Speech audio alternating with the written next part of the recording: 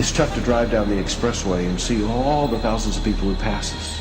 To drive by all the homes, or as I did yesterday, to fly over your community and see community after community, subdivision after subdivision filled with people who are going to hell. Millions of people that used to live on the earth's surface are down there now suffering because they made a wrong decision. Think about the people with whom you work, and as the Bible would command us, think about yourself. Life goes like a vapor. God does not want one person lost into this place. The message about hell may not be politically correct. It may, in this day of postmodern confusion, be something that creates bad public relations. But it is essential to understanding why Jesus came and what Jesus did and why it matters. Isn't it exciting to know that the will of God is not just a cloud, it is a detailed thing, and you don't have to just walk around in a fog all your life? But we fool ourselves if we do not face hell seriously.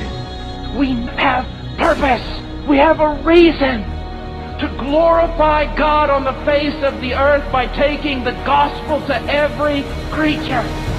It is not a vain job. It is not a vain task. He will do it and desires to accomplish it through you.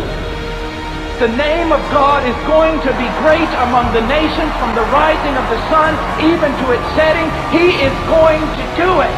Now, church, He has invited you to participate in the joy of the harvest.